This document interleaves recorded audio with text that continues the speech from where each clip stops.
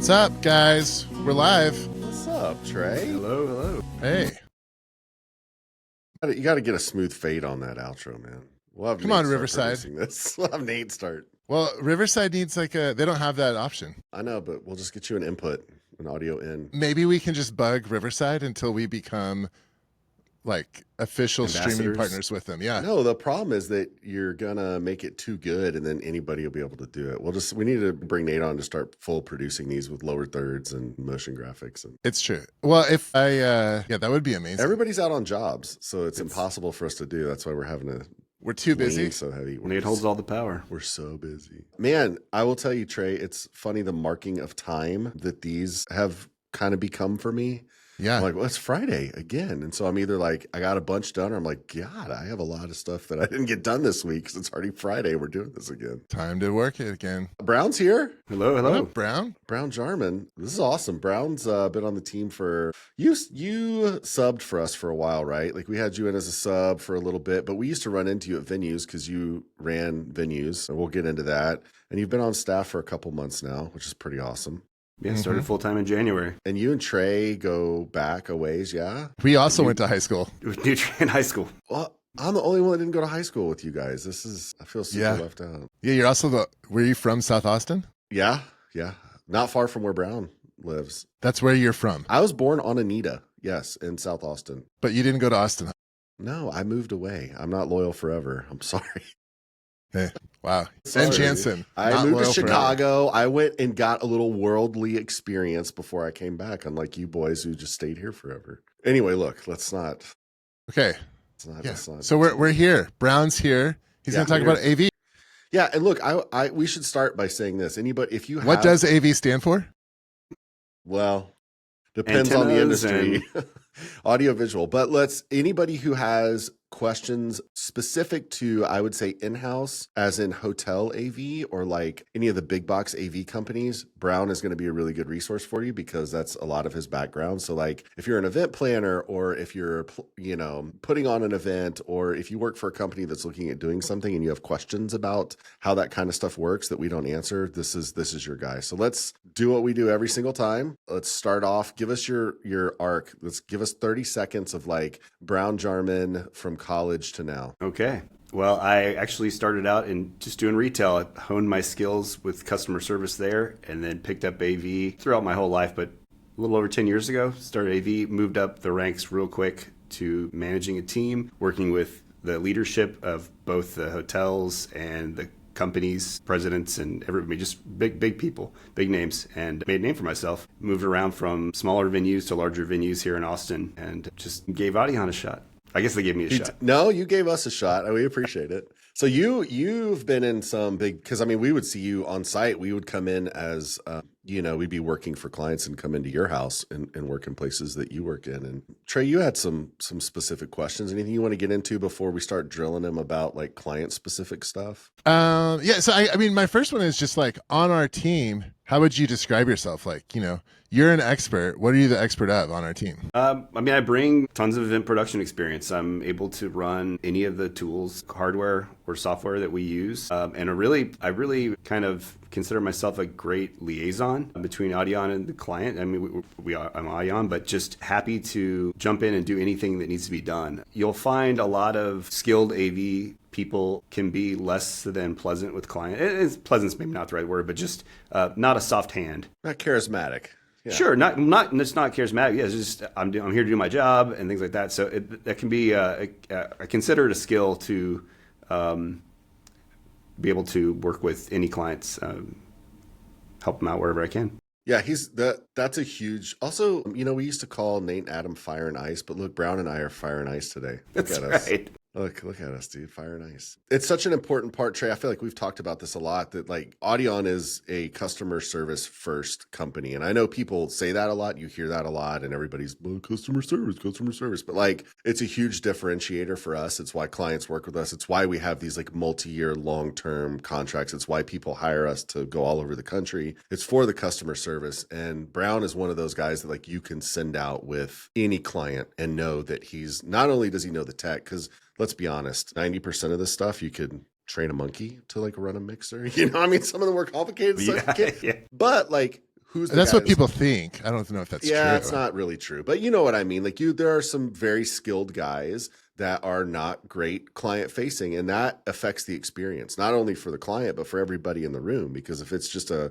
weird, contentious, like not happy environment and you're not doing what they need, then nobody's happy at the end of the day. And Brown has been really awesome about it. It takes me out of the mix a lot more, not having to be on site. And like, not that our guys can't do that or haven't done that, but it's like not having to worry about it at all. Yeah, just another piece of that puzzle. And to add to that, I think it's not just the client, even it's the venues. Like I know what a dockmaster, like how to make the dockmaster happy and not, make the catering managers upset like that. Or again, not just not upset, but how to make them happy. Like that's just said dockmaster. Like that is a very obvious term. Can you tell us what that is? That's really the person who runs everything in and out of the hotel. You better know that. It's really if you make that person upset, you can really make your life extremely hard. So it's super important to start off on the right foot and make sure that you're friendly and listen to. If someone says, move your truck, move your truck. Move your truck. You do not want to try and wiggle your way through it unless you already have a good relationship with that person. Yeah, those are the guys that you're out in the street. They control access to the venue.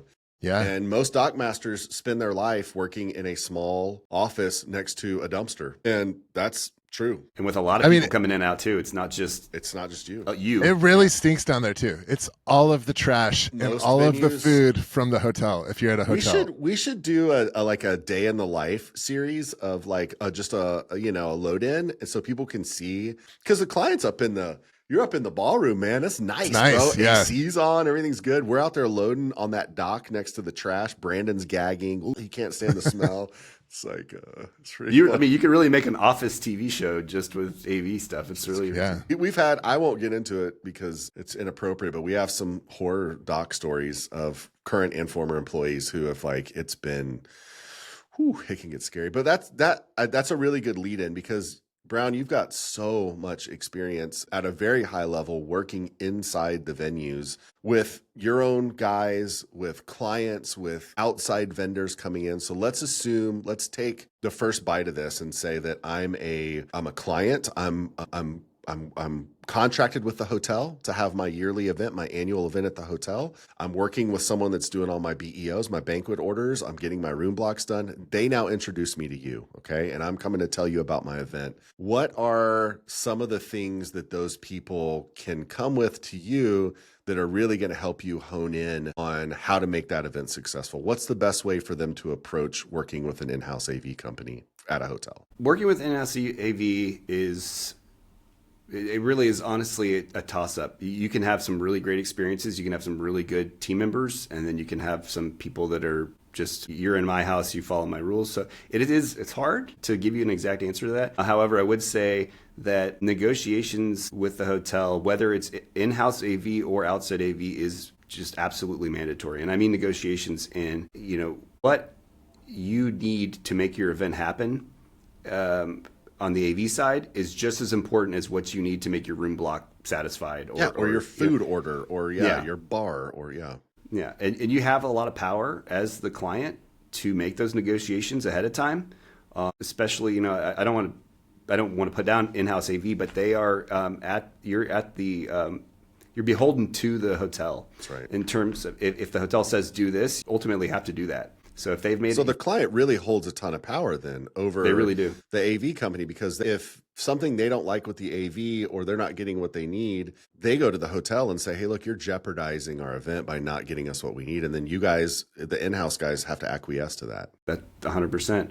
And, depending on if you're going to venues or hotel chains that have the same AV provider, there can be benefits of, hey, can you guys talk to the other hotel? We have this event. And they have the tools to look at that. And not only the order, but any notes. So there's, you want to make sure and say, especially if it's a repeat event, to get in contact, see where the troubles were, see where pain points or positives, what really worked. So I would just encourage them to reach out and have them, have the AV provider reach out to the other venues to see how what was good and what was bad. Yeah, because there are some of the bigger companies are across venues all over the nation. So chances are and now especially it's becoming so monopolistic that you're probably working with somebody who's done one of your events before if you're choosing in-house. Yeah. That's good. So negotiation, this we tell clients that a lot up front. Like, you please negotiate these things up front. Even if you're bringing us in, like, we still need power. We might need some cables from these guys. We might need, so negotiate it on the front end, everything you need, because if you wait until we walk in and it's day of, man, that price just tripled on you.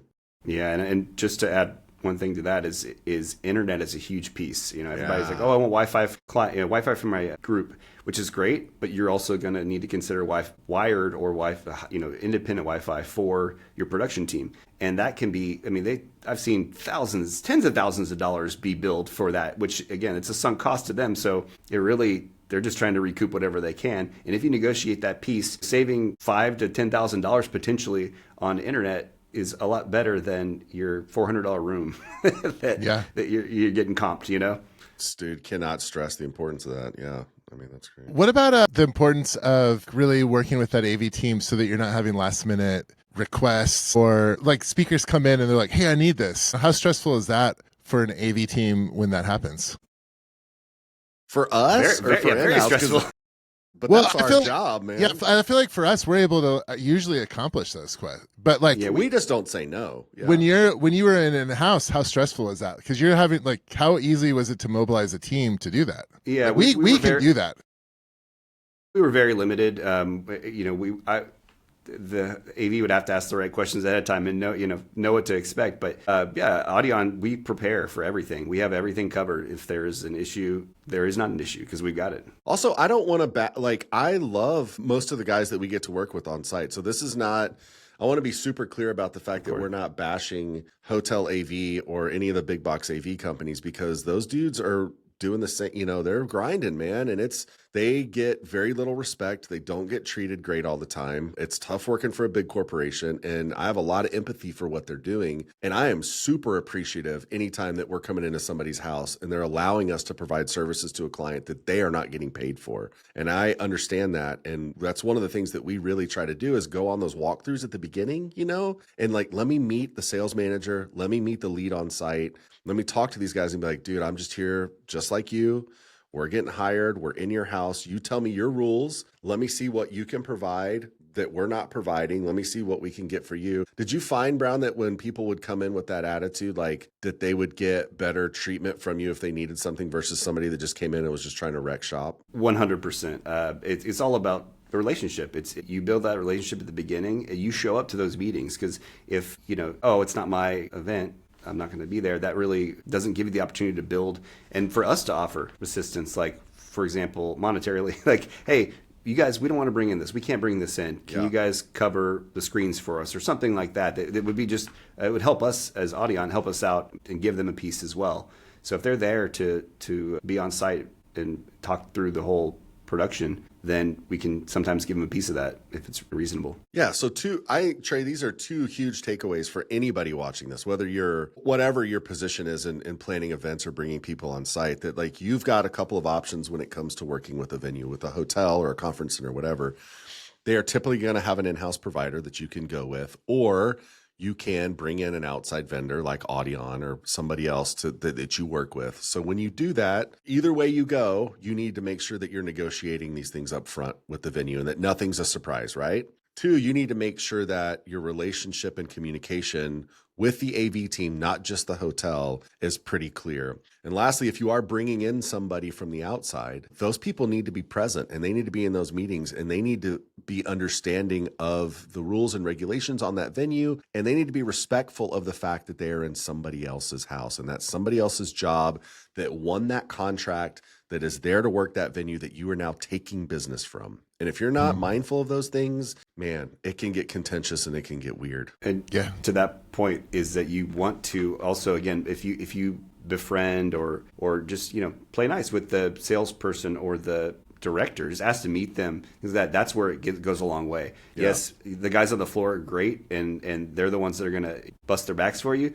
But they're not the people that are talking to the hotel saying, hey, let's not let those guys come in here anymore, things like that. So you want to get the people that have the ear to the hotel. And again, nothing negative. It's just so that goes further than just speaking to the floor guy for the day. Can we pull the curtain back a little bit without getting in any trouble? And this is an open question. We could not delve into it too much, but Do you think it's okay to divulge a little bit how the in-house contracts work with hotels so that people have an understanding of why the pricing is set the way it is?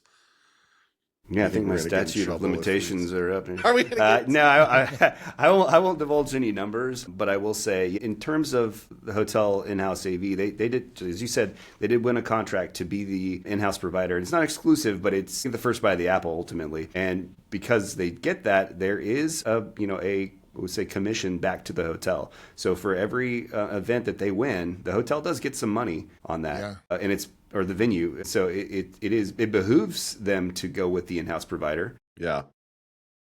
But I will say, from my experience, maybe your director of sales and your CEO or your the president of that venue might care, but your regular sales team, they don't know, they don't see any of that, right?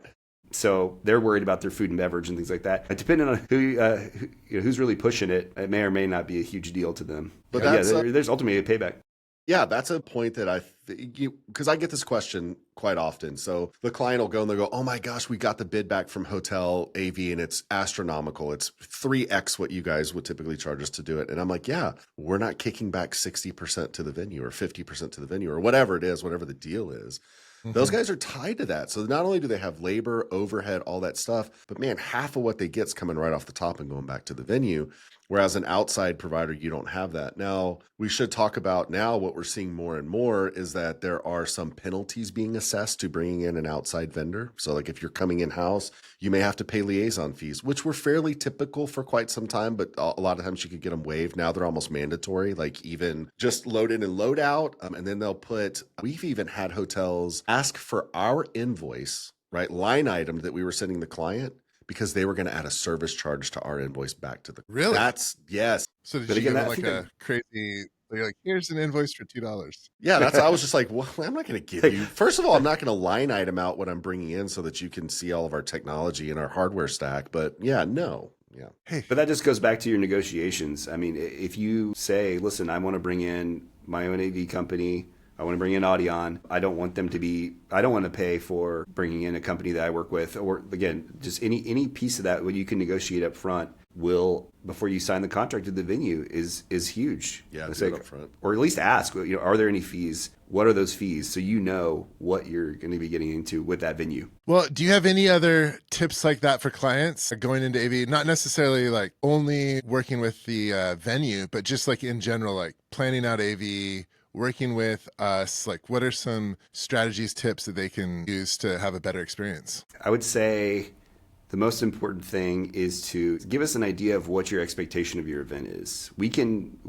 know what's needed to execute. So if you can say, hey, my grand plan is XYZ, and then kind of go through the whole process or back and forth to see, that will help us shape what we've done and even what we haven't done or we have less experience with to make your event successful. Yeah, people aren't always going to know the technology like down to like, well, I want 20K laser projectors. I need it rear projected. I want stage wash on truss. I want main RoboCams. Yeah, like they don't know that, but they can tell you like, hey, I don't want to see the speakers. So you go, okay, cool. We got to figure that out. Or they go, I don't want the projectors out in the middle of the floor. Like I need them hidden. I need extra space. Or you can say, hey, we are more budget minded, but we need it to go well. And then you can work backwards from there. But it really does help to know how the show's going to run and what the expectations are of that show.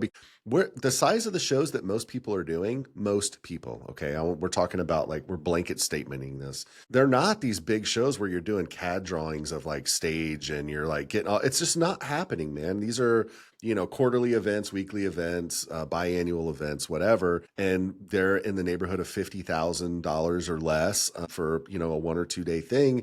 That's a couple of screens, projectors, some good audio. So you're not going to draw out these massive diagrams and like you're not going to have all this stuff, but you need to know what they expect from that and what their members expect and what that needs to look like so that you can help to produce that. And Do they freeze? There is that disconnect sometimes where people will, fortunately for us, their expectations are typically lower. than what we produce. And so they're like really excited when you overproduce. But, you know, I've seen it go the other way too, where the expectations are a lot higher and you're producing to budget and there's just a disconnect there. So that constant communication, I think, guides everything. Yeah. And as I mentioned earlier, the best part is what worked well. If this isn't your first event, what worked well in your last event? What did you not like? Those kind of questions will get them speaking to give us an idea of what their expectations are for their event and how we can focus on certain pieces. It's so funny because we work together as like us being, you know, coming in with people and then you being the in-house and now you're in-house. For us and going on site, are you getting any like, is it weird? Are you showing up at places that are like, dude, what are you doing? You know, funny? Yeah, it is because COVID obviously was when a lot of people, the industry kind of got shaken up and a lot of people took other jobs. And so I haven't seen a lot of these people, but they're all back, or a lot of them are back. So I'll go to these venues that where I was in-house, or I had a relationship with that venue, and now I'm seeing the same team members. It's funny, and they're all happy. Everybody's, again, nothing better than a familiar face. It puts a smile on your face, and it changes the whole attitude of the. I mean, I had someone introduce me to the new kids. They're like, "Oh, this guy." It's just so great to. Leave those. That's one of my favorite things. I love too that we get to work in so many repeat venues. There's a hotel that we work at in Houston a whole lot, and it's with it's a smaller AV company that's in house there that I really like. But it's been the same guys for like 10 years, and I love going because you see them every year. And so like it doesn't always have to be this contentious thing. Like you don't have to be freaked out that like you're bringing in an outside vendor. Chances are we've probably worked the venue that you're at.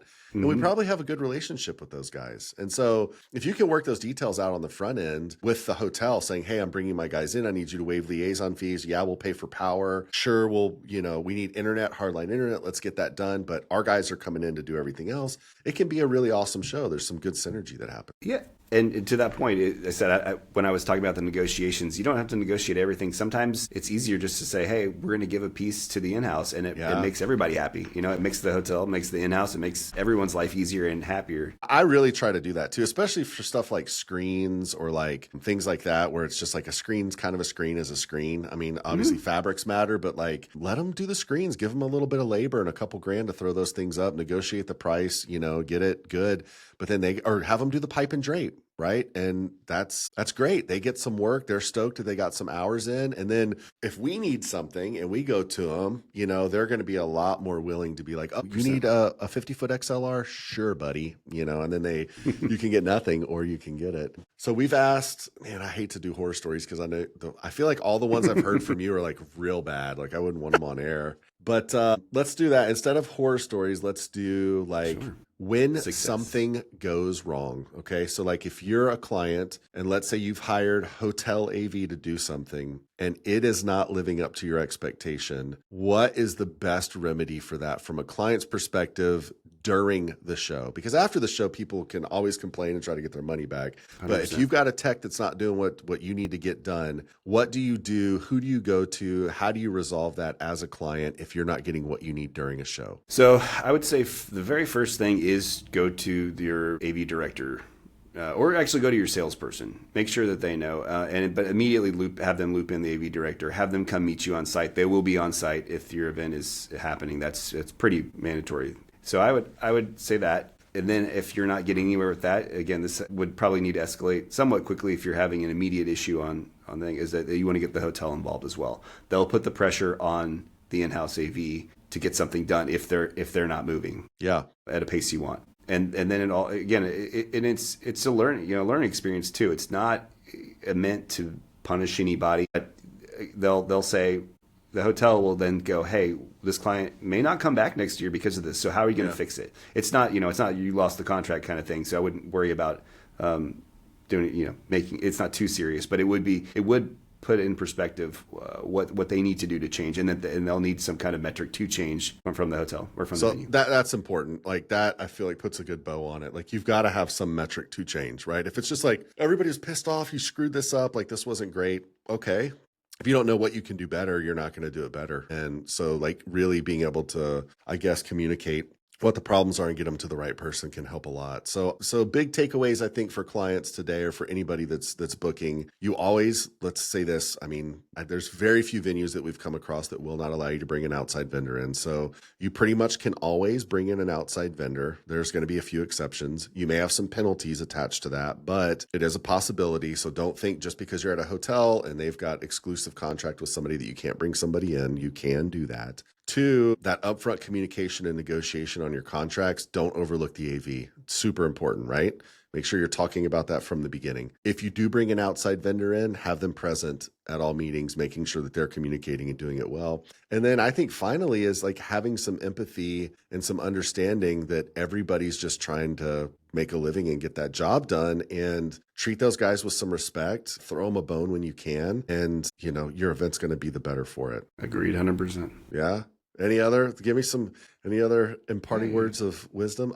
Did we get 1 or 2 good horror stories? Or I don't want to do that because I feel like no, not of like a different venue, but just personal stories for Brown. I feel like everyone's given like, oh man, this one time and had a good story. Okay, I'm going to start then, because if anybody gets in trouble, I want it to be me. I have 2, and I'll do them real quick. The first was, this goes to our point of not negotiating first. We were with a client at a massive event. So we're in another state. It's not our home turf. We're in another state. We literally had to stream a 2-hour award ceremony out of like 5 days of contents. We're running 20 rooms or something like that, and we only have 2 hours that get streamed from an award ceremony. The client did not negotiate the rates up front for the hard line for us to do the internet. They went to the venue, which was a convention center run by a major city, and said, hey, we need internet for 2 hours. They came back with a quote for $20,000 for 2 hours. Whoa. So luckily, somebody that was at the event was on city council, called the mayor. The mayor called the convention center and said, this is a city-run convention center. You cannot hold these people hostage. We got the internet for $900. They came down from $20,000 to $900. On that same event, we had to insane, by the way. go between 2 big portions of the venues were kind of separated. I don't want to say the town, but it's a major U.S. city. And the secondary venue that we went to had a dock master that was not very nice. And one of our guys got into it with that dock master because they were being completely out of line, and it ended up having to go to the GM of the hotel. But I will tell you that it made our job exponentially harder because of that, because of not having somebody that was willing to help you out. And I mean, it made our load in and load out just absolutely impossible. It was not our fault. I don't feel like we did anything wrong, but because we didn't. You're the visitor. Man, you're the visitor. Okay. Yeah. That's my 2. That's good. No. I can't even top that. No, you don't need to. Not that I can say. But not anything from like when you were doing in-house at a company or anything that just things went poorly? Well, yeah, this was, I don't want to give away where it was. I mean, I guess it doesn't matter. Anyhow, we were next to a big music venue, and we had this was the last day of our conference. It was a medical conference, and we had, I think, 8 people on stage. They all had wireless mics. Everything was great. We were 3 hours out from being over, and the music venue was loading in, and they were doing sound check, and they didn't scan the frequencies for the microphones, and we could hear check 1 2 1 2 and music play. It was, that's wild. we had to stop to change frequencies because we just couldn't. It was definitely interrupted that event, and nothing we could have done about it. It was nothing that we did wrong. It was the other party, but we were just in the same area and the same bands. Wow. Dang, that's wild. So check your bands. Check your bands. Scan your bands. Scan your bands. AV companies should be doing that for you, but yeah. But you couldn't have done anything about that. That's crazy. Awesome. This was fun. Also, yeah, you guys are super lucky if you get Brown on site. He won't be able to do it forever because he's got bigger and better things ahead, but you are very lucky if you see him at one of your events. He's a client favorite and a staff favorite for sure. So we're super lucky to have him on board. So thanks for having me on today. yeah, man. Thanks for being here. It's awesome. All right, guys. This is my favorite part, the awkward transition. I'm just going to leave before it happens. No, Okay. you can't. Here it comes. Brown, Ben. Yeah. Yeah, man. It's been great having you guys. Yeah, I love you, buddy. Have a good weekend. You Toodaloo. too.